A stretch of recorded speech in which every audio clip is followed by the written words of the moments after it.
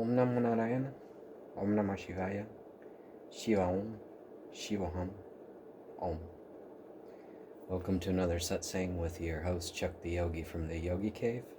I believe we left a mouthful behind, so let's get right to it. Let's see, where was it?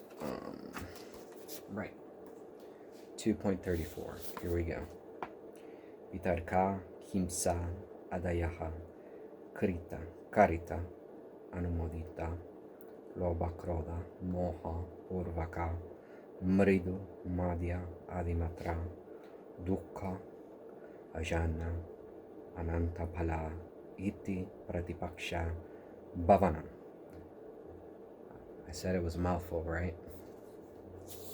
The unwholesome deliberations such as harming, etc., whether done, caused to be done, or approved, whether rising from greed, anger, or infatuation, whether modest, medium, or excessive, these find their unending fruition in nascent samsara.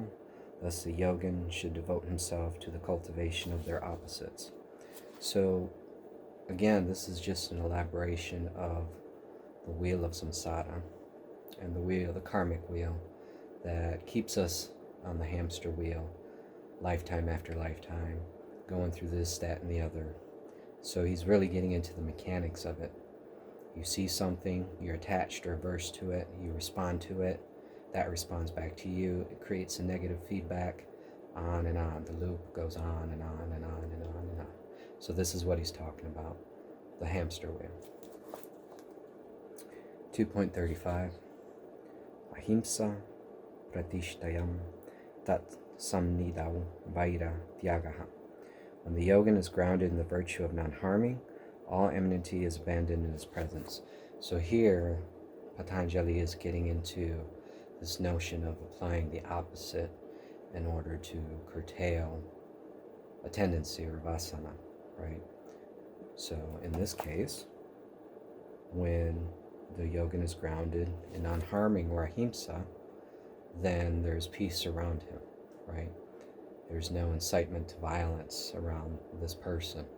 He exudes a peaceful vibe and creates a certain environment that makes the area predisposed to peace.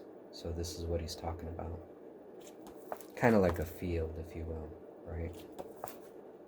2.36. Satya Pratishtayam Kriya Pala Ashratvat. Sattva Pratishtayam Kriya Pala Ashrayatvam. That's better. When grounded in truthfulness, action and its fruition depend on him.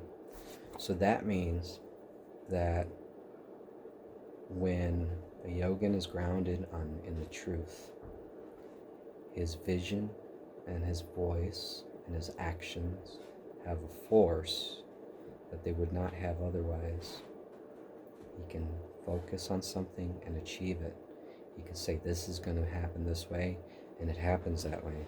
Because if the foundation of truth lies, it takes a lot of energy in order to maintain these lies. So a lot of that energy gets funneled away, and a person can ultimately get caught up in this entanglement of his own lies, right? So this is what he's talking about. It's about force, direction, vision, and being grounded in truthfulness creates a wholeness of that vision and that purpose that you can't have when you live a lie. 2.37. Asteya pratishtayam sarva pratna upastanam. When grounded in non-stealing, all kinds of jewels appear before him. So this means that the person is not greedy. Like I said, the way they trap monkeys, or a way they trap monkeys in India, is to provide a coconut attached to a stake. And they put a hole big enough for the monkey's hand to get in and grab the candy inside that coconut, but not big enough for the fist with that candy to come out of the coconut.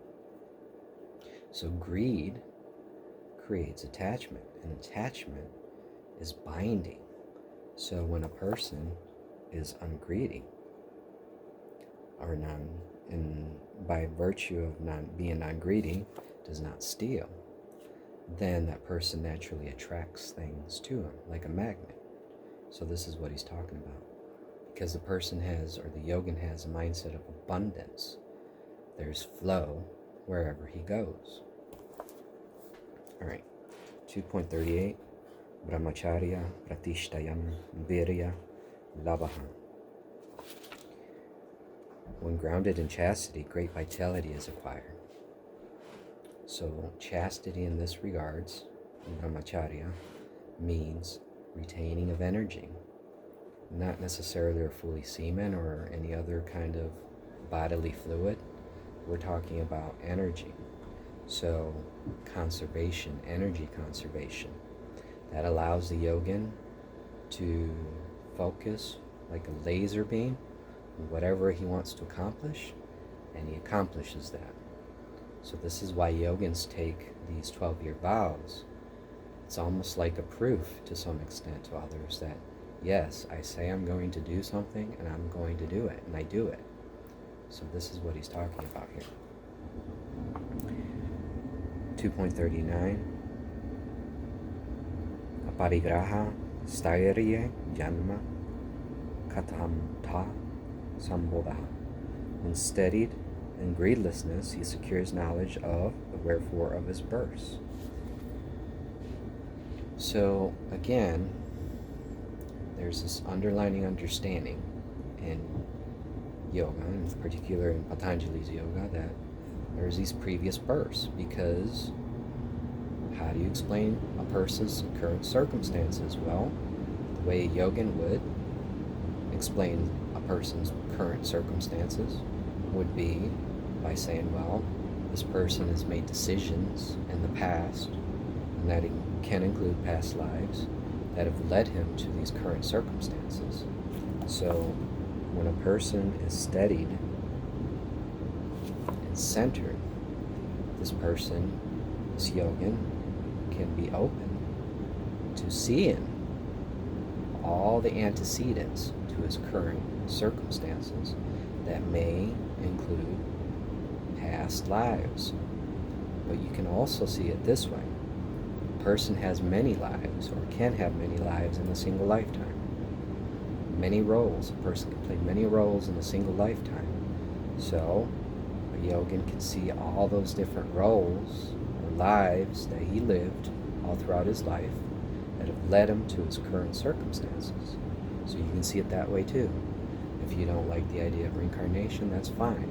But the understanding is that there's antecedents that lead to current circumstances. So that can be acceptable. Right? Anyway. 2.40. Sauchat sva anga. Jugup sa parair asam sargaha. Through purity, through purity which he gains, distance towards his own limbs, and also desire for non-contamination by others. So this means detachment, right? This means I understand that this is my vehicle. This is for me to play in the play field that is life and death, the sandbox. I understand that. And so I'm not attached to it. I take care of it, just like I would take care of my car, because otherwise I can't get around. So I take care of this vehicle, this vahana, right? But I see it for what it is. And also, I understand that others may not be in that same place I am. So if I get too close, it's what they say, you become what you associate with, right? If you get too close to trash, you begin to smell like that. Or if you get too close to roses, you begin to smell like roses. This is what he means by contamination. So a yogin will tend to isolate, not because he thinks he's better than anybody, but because the more rarefied a person becomes in his own experience, the easier it is for other foreign things to be sucked in, almost as if the person were in a vacuum or something like that. And the person just, like a magnet, just attracts things. So a yogin, by definition, has to be more careful and has to filter things out more, because by nature he's more sensitive to these things and these currents and these energies and all that sort of thing. So he tends to isolate himself for that reason. Anyway, I'm just going to leave it here because that's quite a bit as it is.